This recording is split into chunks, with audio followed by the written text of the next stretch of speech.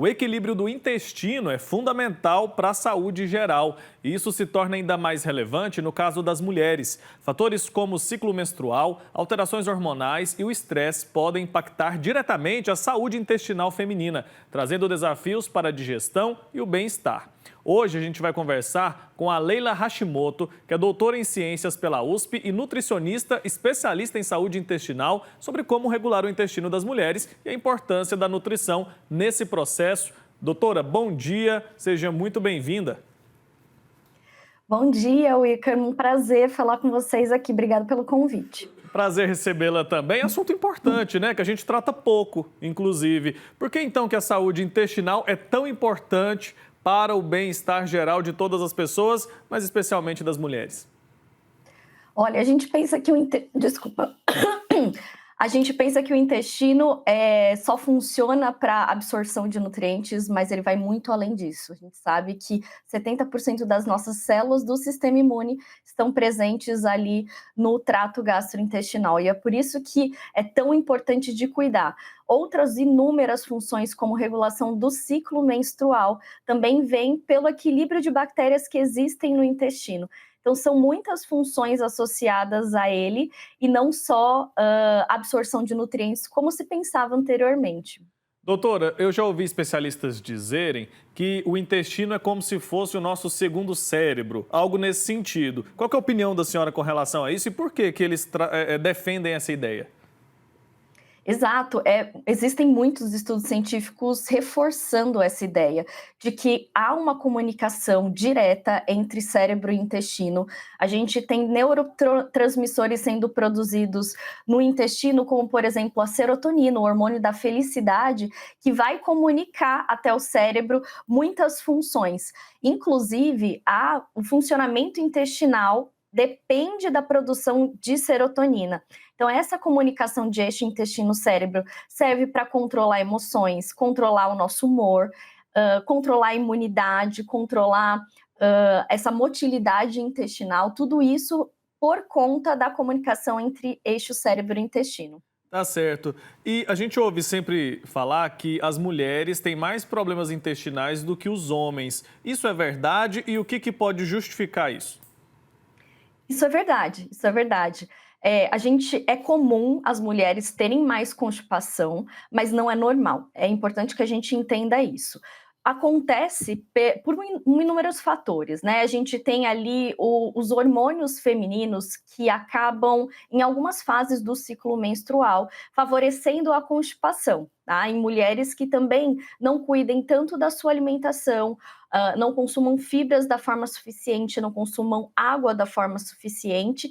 E tem um outro fator que não é tão conhecido pelas pessoas, de desequilíbrio de bactérias intestinais, que a gente tem aí chamado de disbiose intestinal. Isso vai favorecendo a constipação de muitos anos. Por isso que acaba que muitos dos meus pacientes, por exemplo, trazem essa queixa de constipação desde a infância, e aí no período da vida adulta, em que nós temos ali os hormônios mais presentes, mais aumentados, isso acaba piorando ainda mais.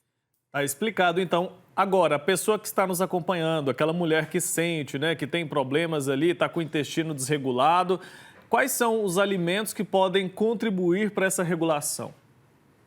Perfeito. Ótimo ponto para a gente começar a colocar em prática essa mudança da alimentação.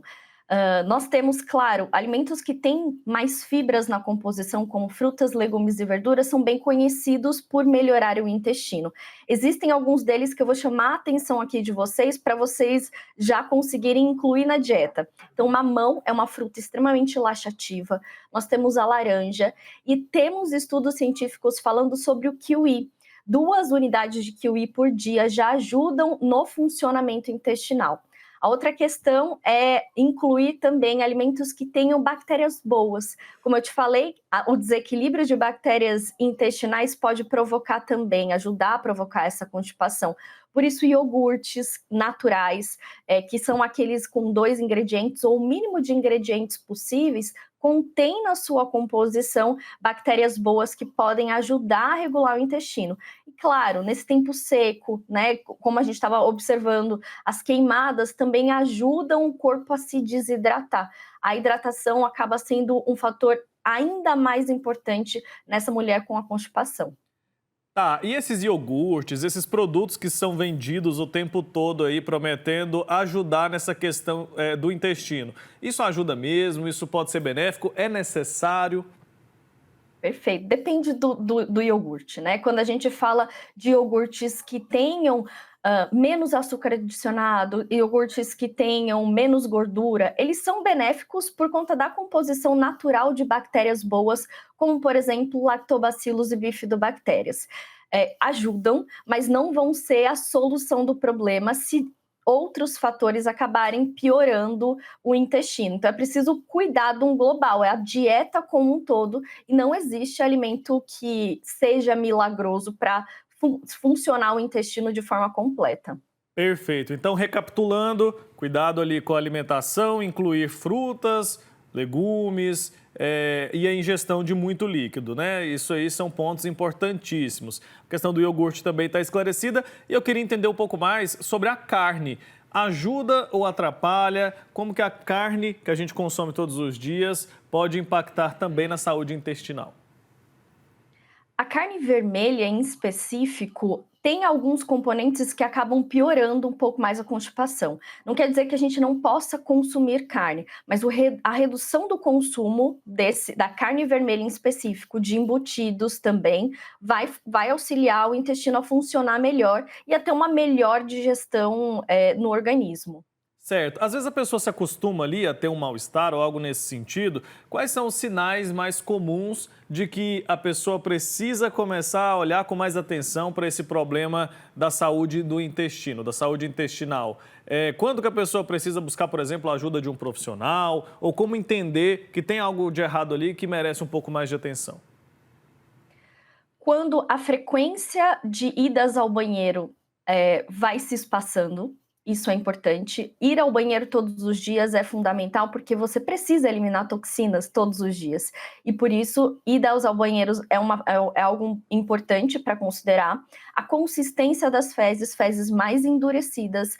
Quando você vai ao banheiro, quando você faz muita força e acaba até aparecendo um sangramento ali vivo ou até uma hemorroida, isso é sinal para a gente procurar ajuda. Desconfortos, estufamento abdominal, um excesso de gases já indicam para a gente que alguma coisa está acontecendo. E claro, não é só o intestino que a gente tem que prestar atenção. Outros sinais e sintomas que não são só intestinais já indicam uma saúde intestinal prejudicada. Então, quando a gente fala de imunidade, a pessoa tem muita infecção de repetição, quando a pessoa tem muito cansaço, quando o humor dela varia, tudo isso já é um sinal que o intestino não está bom. Tá certo. Como que o consumo de probióticos e prebióticos impacta ali, pode melhorar a saúde intestinal da mulher? Isso tem a ver... Primeiro explica, né, o que é probiótico e prebiótico. Isso tem a ver com aquelas bactérias que a senhora mencionou ou não? Exatamente. Probiótico é justamente a bactéria benéfica que tem a comprovação científica para melhora do intestino. Prebiótico é como se fosse o alimento dessa bactéria. A gente pode ter fibras, ômega 3 é considerado agora um prebiótico, vitamina D e até mesmo o oligosacarídeo do leite materno, que é considerado um prebiótico. É importante que esses componentes, essas substâncias, venham da alimentação e, quando necessário, quando o profissional da saúde que acompanha essa mulher, esse paciente, verificar que é necessária a suplementação, é possível também fazer, ou por alimentos, ou mesmo suplementos em cápsulas, suplementos em sachê. É possível fazer essa associação. Muito bem. Tem mulheres nos acompanhando agora de todas as idades, né? De jovens até idosas. Como que a nossa saúde intestinal vai mudando ao longo da vida? E como que os cuidados devem acompanhar também essas transformações? Perfeito. A gente está falando aqui bastante de bactérias intestinais e desde o início da vida isso é importante de ser cuidado, né? O intestino, ele é formado ali no início da vida, as bactérias intestinais tem uma formação até os 5 anos de vida. Então, isso é uma janela de oportunidade importante para que a gente considere o tratamento, né, até os 5 anos de vida. Depois disso, a gente entra na puberdade, a gente entra na vida adulta, em que tem oscilações hormonais, e aí essa mulher pode começar a apresentar sintomas de constipação e que são necessários de cuidar.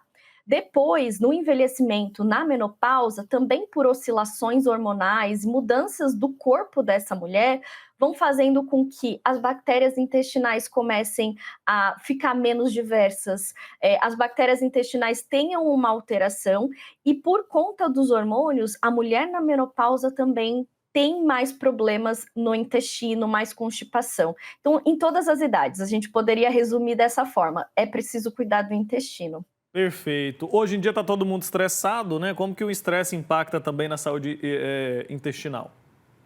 A gente já consegue justificar pelo eixo intestino-cérebro que comentamos anteriormente. O estresse estressa não só cérebro, mas o intestino também sofre isso. E pode ser, inclusive, uma das causas da própria constipação ter um fator emocional. E por isso, mulheres podem sentir a constipação, mas existem também mulheres que desencadeiam uma diarreia, fezes mais amolecidas por conta de fatores emocionais. A gente já vê isso acontecendo por conta da vida corrida que essas mulheres têm e do estresse no dia a dia. Tá ótimo, doutora Leila Hashimoto, obrigado pelo seu tempo aqui com a gente. Eu que Excelente esse nosso agradeço. bate-papo, achei muito esclarecedor, viu? Um abraço, até a próxima. Até a próxima. Obrigada. Tchau, tchau.